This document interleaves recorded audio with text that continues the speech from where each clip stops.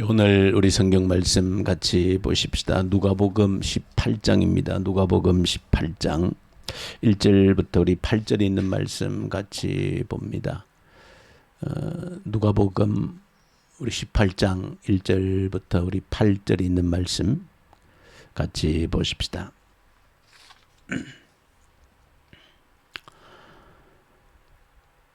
예수께서 그들에게 항상 기도하고 낙심하지 말아야 할 것을 비유로 말씀하여 이르시되, 어떤 도시에 하나님을 두려워하지 않고 사람을 무시하는 한 재판장이 있는데, 그 도시에 한 과부가 있어 자주 그에게 가서 내 원수에 대한 나의 원한을 풀어주소서 하되, 그가 얼마 동안 듣지 아니하다가 후에 속으로 생각하되, 내가 하나님을 두려워하지 않고 사람을 무시하나 이 과부가 나를 번거롭게 하니 내가 그 원한을 풀어주리라.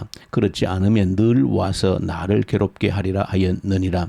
주께서 또 이르시되, 불의한 재판장이 말한 것을 들으라. 하물며 하나님께서 그 밤낮 부르짖는 택하신 자들의 원한을 풀어주지 아니하시겠느냐? 그들에게 오래 참으시겠느냐? 내가 너희에게 이르노니 속히 그 원한을 풀어주시리라. 그러나 인자가 올 때에 세상에서 믿음을 보겠느냐 하시니라. 아멘. 오늘 예수님께서 주신 말씀, 특별히 비유로서 하신 이 말씀, 과부와 재판장의 이 비유의 말씀은 일차적으로는 기도에 대해서 주시고 있는 교훈입니다. 기도의 방법에 대해서 기도는 간절함이 필요하다라고 하는 그런 의미에서 주시고 있는 비유가 오늘 첫 번째 이 비유의 의미입니다. 비유의 내용은 우리가 문화적 배경이 다르다 할지라도 능히 짐작하고 이해할 수 있는 그런 비유의 내용입니다. 불의한 재판관이라고 그랬습니다. 어떤 정의를 쫓아서 재판하는 그런 재판장이 아니고 그저 자기의 이익에 따라서, 자신의 탐욕에 따라서 재판하는 그런 불의한 재판관임에도 불구하고, 이제 가난한 과부가 찾아와서 탄원할 때에 밤낮 찾아와서 탄원을 하고 있는 여기에 대해서 이 불의한 재판관이 속으로 생각하기를, 자신이 하나님도 두려워하지 않고 또 사람도 두려워하지 않는 그런 사람인데 저 과부의 탄원을 들어줘야 되겠다 하는 마음을 가졌다는 것입니다. 그 이유가 어디 있는가?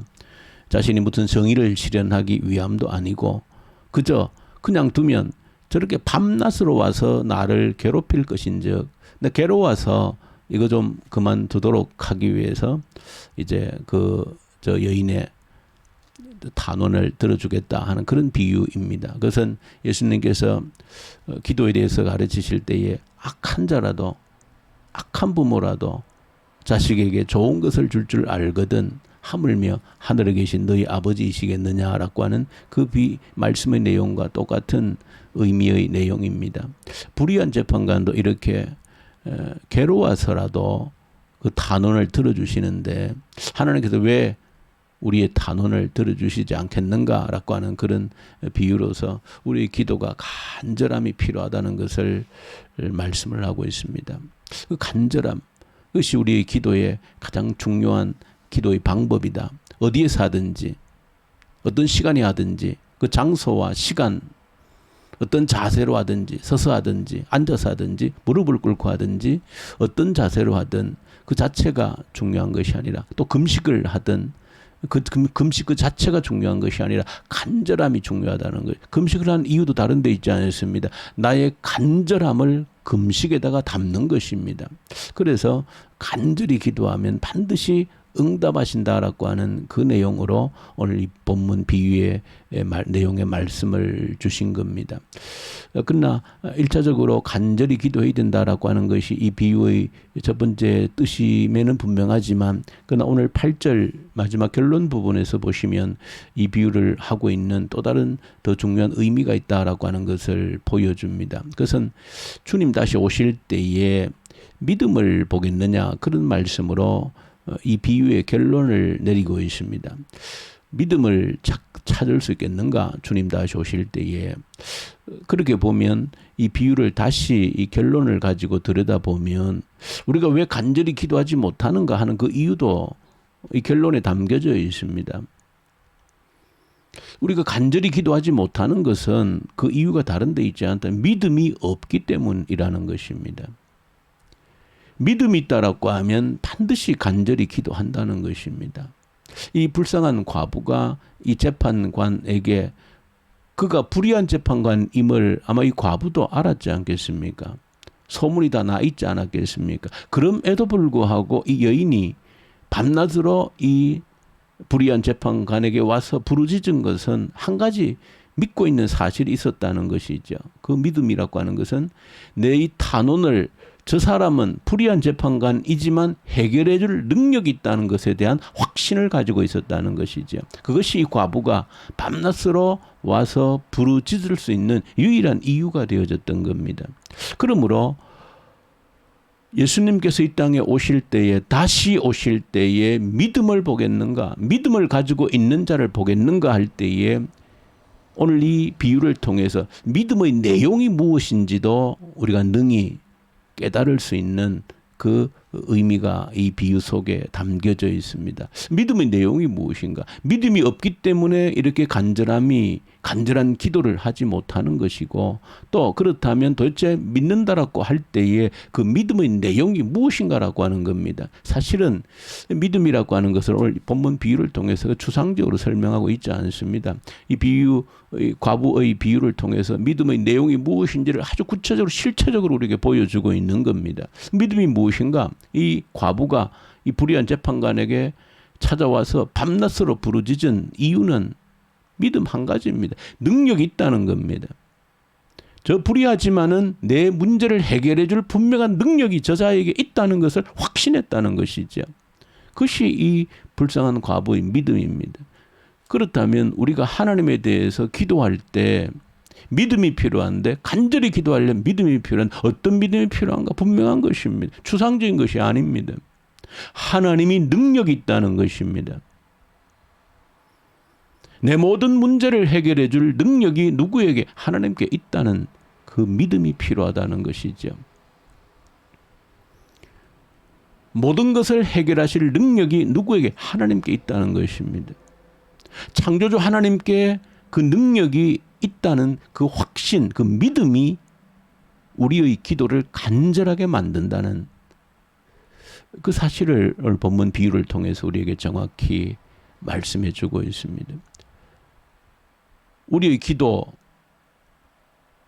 때로 간절함이 없다라고 할 때 이유는 다른 데 있지 않습니다. 믿음이 결여되어져 있기 때문입니다. 유일하게 하나님만이 나의 모든 문제를, 내 기도에 대한 응답을 하실 수 있는 유일한 분이시다라고 하는 정확한 믿음이 있다라고 하면 기도를 간절히 하지 않을 수가 없는 것이죠. 반드시 응답받아야 될 기도라고 하면, 반드시 해결하지 않으면 안 될 문제라고 하면, 반드시 그 문제를 해결할 능력이 있는 믿음이 하나님께 있다라고 하면 그것은 당연히 간절히 기도할 수밖에 없는 것입니다.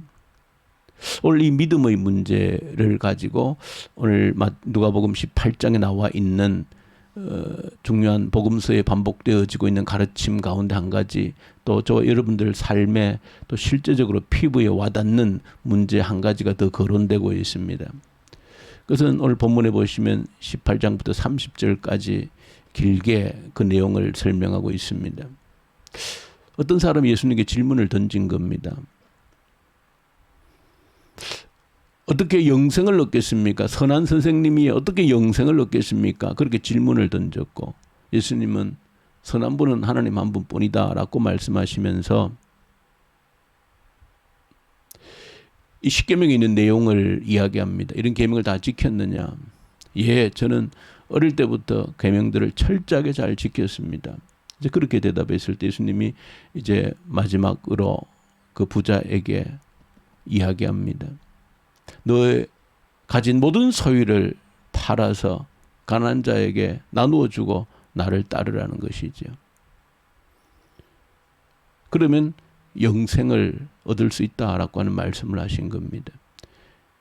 근데 그 부자가 근심해서, 왜? 재물이 많은 부자였기 때문에 근심하고 돌아갔다, 그렇게 기록하고 있습니다. 그러면서 결론적으로 부자가 하나님 나라에 들어가기 얼마나 어려운지, 낙타가 바늘 귀로 들어가는 것만큼 어렵다, 그런 비유의 말씀을 하셨는데, 사실은 이 말씀을 여러분 읽으면서도 마음에 적잖게 좀 불편한 진실로 다가오는 것이 사실이죠. 부자 되고 싶은데, 나도 돈이 많은 부자가 되고 싶은데, 이 성경에 부자는 천국 들어가기가 이렇게 어렵다, 아니 낙타가 바늘귀로 들어가는 것보다 어렵다고 했으면, 뭐 있는 그대로 말하면 부자는 천국 들어가지 못한다 하는 말과도 똑같은 것입니다.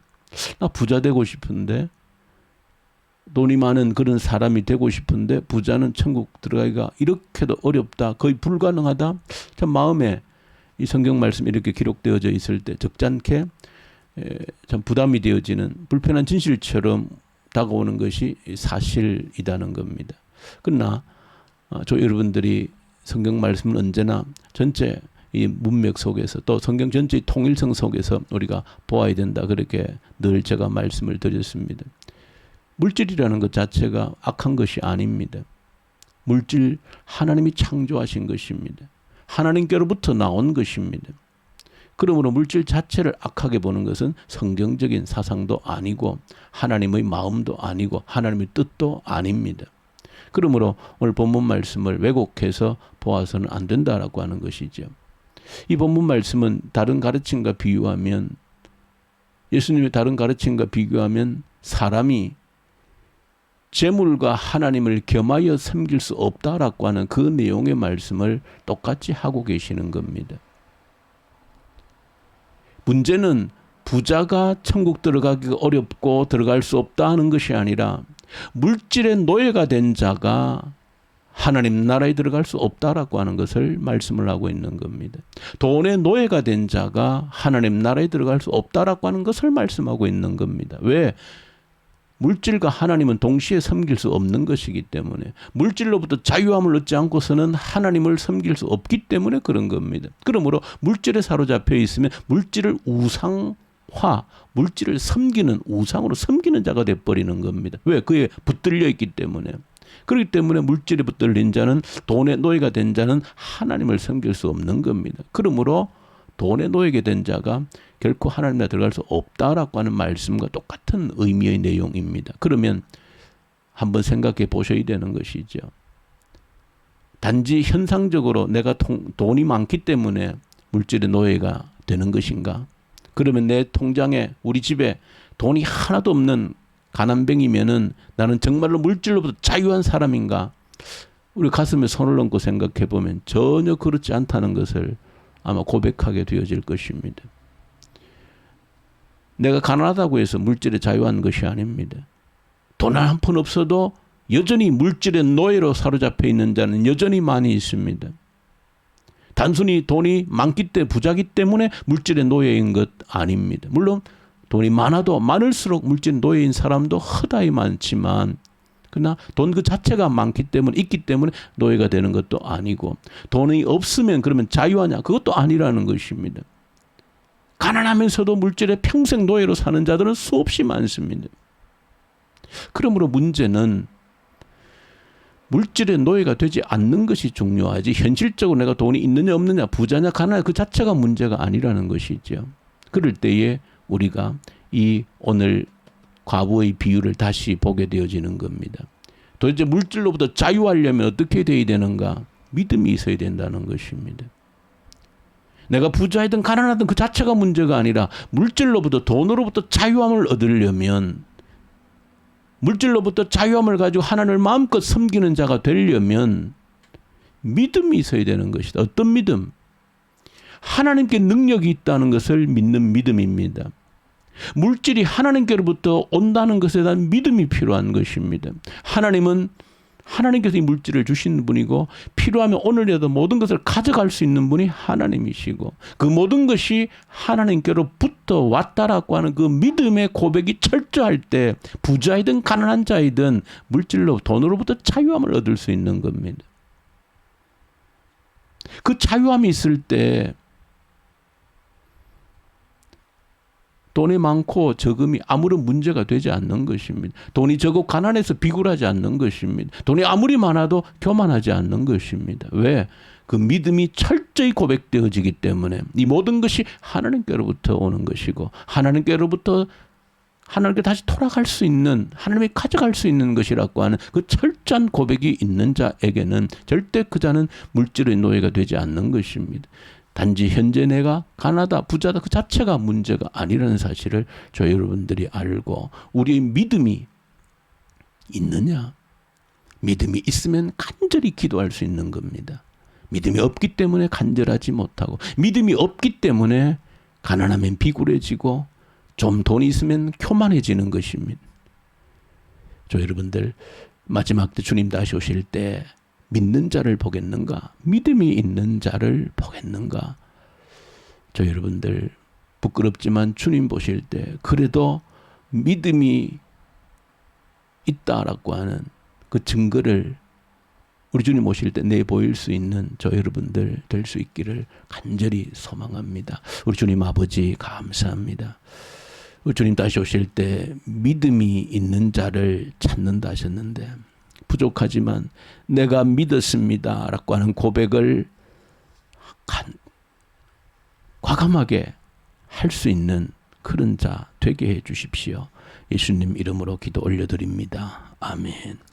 하늘에 계신 우리 아버지, 아버지의 이름을 거룩하게 하시며 아버지의 나라가 오게 하시며 아버지의 뜻이 하늘에서와 같이 땅에서도 이루어지게 하소서. 오늘 우리에게 일용할 양식을 주시고 우리가 우리에게 잘못한 사람을 용서하여 준 것 같이 우리 죄를 용서하여 주시고 우리를 시험에 빠지지 않게 하시고 악에서 구하소서. 나라와 권능과 영광이 영원히 아버지의 것입니다. 아멘.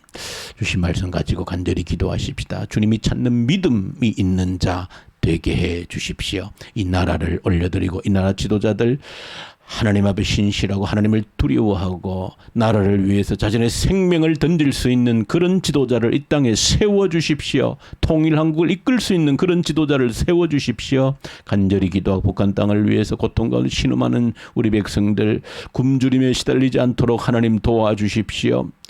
복음의 계절 속기 부흥의 계절 다시 오게 해 주십시오. 악한 정권이 소멸되게 하여 주십시오. 이 코로나 앞에서 하나님의 뜻을 구하며 우리의 믿음을 더욱더 견고하게 다지는 기회로 잡게 하여 주시옵소서. 교회를 위해서 기도할 때 특별히 오늘 중고등부 아이들 간절히 올려드리십시오. 우리 청소년들, 우리 교회 청소년들, 이 지역에 있는 청소년들 우리가 책임지고 양육해내는 교육해내는 그 사명을 우리가 감당케 하여 주시옵소서. 간절히 기도드리고 선교 현장에 있는 우리 선교사님들 특히 이집트 인도 우리 사역자들 하나님 이 새벽에도 말씀과 성령으로 충만케 해주십시오. 간절히 기도하십시다. 특별히 우리 정수자 집사님 기도하시고 또 우리 김혜린 집사님 입원해서 우리 계실염 대장에 있는 계실염으로 입원해서 또 수술까지 해야 될 그런 또 이 필요가 있는데 하나님 치료해 주십시오. 온전히 염증이 사라지게 하시고 깨끗하게 회복될 수 있도록 도와주십시오. 위에서 또 간절히 함께 기도 올려드리십시다. 우리 기도하십시다.